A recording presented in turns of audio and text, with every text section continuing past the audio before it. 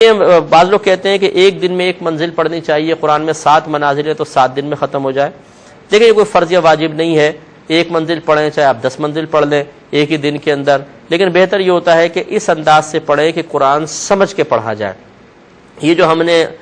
مسلمانوں نے روش اختیار کی ہوئی ہے کہ اللہ تعالیٰ کیا ہمیں فرما رہا ہے، اس کا پیغام کیا ہے، اس کو جاننے کی طرف کوئی دلچسپی نہیں ہے، بس سپارے پہ سپارے ختم کر رہے ہیں۔ جی کتنے قرآن ختم کیے اس رمضان میں؟ جی میں نے 10 قرآن ختم کیے، میں نے 20 قرآن ختم کیے، ہم نے 6 قرآن ختم کیے۔ دادی جان بھی جھوم جھوم کے پڑھ رہی ہیں، دادا جان بھی پڑھ رہے ہیں، امی جان بھی لگی ہوئی ہیں۔ اب ان سے پوچھ لیجئے کہ اچھا آپ نے 10 قرآن ختم کر لیے، بتائیے اللہ تعالیٰ قرآن میں کیا بیان فرما رہا ہے؟ جی یہ تو پتہ نہیں ہے۔ تو کیا قرآن اس لیے نازل کیا گیا تھا کہ سپارے پہ سپارے ختم کیے جائے اور قرآن پہ قرآن ختم کر کے نام اعمال میں بس قرآن پڑھنے کی نیکیاں لکھوائی جائے؟ حالانکہ قرآن تو ہدایت کے لیے نازل کیا گیا، اور ہدایت اس وقت تک ممکن ہی نہیں ہے جب تک کہ انسان جس چیز سے ہدایت حاصل کر رہا ہے اس کو سمجھے نہیں۔ تو یہ ہماری بہت بڑی غلطی ہے۔ میں بلا مبالغہ عرض کر رہا ہوں کہ آپ صرف 2 آیات پڑھیں لیکن ترجمہ اور تفسیر کے ساتھ، اور ایک شخص ایک پورا قرآن ختم کر لے،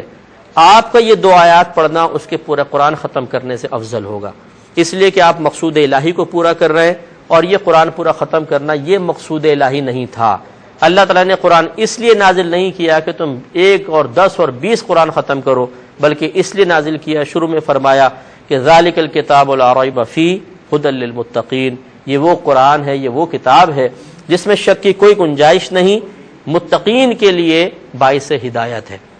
اور ہدایت ہم حاصل کر نہیں رہے،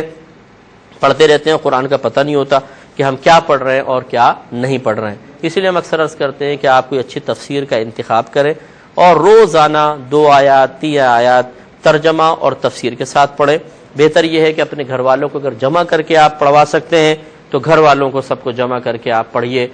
مطلب جیسے قرآن پاک پڑھا، پھر ترجمہ کیا، پھر آیات تفسیر بیان کر لی، لیکن اپنے پاس سے کچھ نہ کہیں، جو لکھا ہے بس وہ بیان کریں۔ اگر آپ 2 آیات بھی پڑھیں روزانہ تو 1 مہینے میں 60 آیتیں ہو جائیں گی، اور 60 آیتیں جب انسان ترجمہ تفسیر کے ساتھ پڑھے گا تو الحمدللہ بہترین علم حاصل ہوگا اور مضامین قرآن کی برکات بھی حاصل ہوں گی۔ تو یہ ہمارے یہاں ایک غلطی چل رہی ہے کہ ہم قرآن پاک کو صرف چومتے ہیں، سر پہ لگاتے ہیں اور جزدان میں لپیٹ کے اونچی جگہ رکھ دیتے ہیں، لیکن سمجھنے کے لیے تیار نہیں۔ ہزارہا بلکہ میں کہتا ہوں لاکھوں مسلمان دنیا سے ایسے چلے گئے ہیں کہ جنہوں نے پوری زندگی میں ایک بار بھی یہ زحمت گوارا نہیں کی ہے کہ ہم اپنے رب کے اس پیغام کو تو سن لیں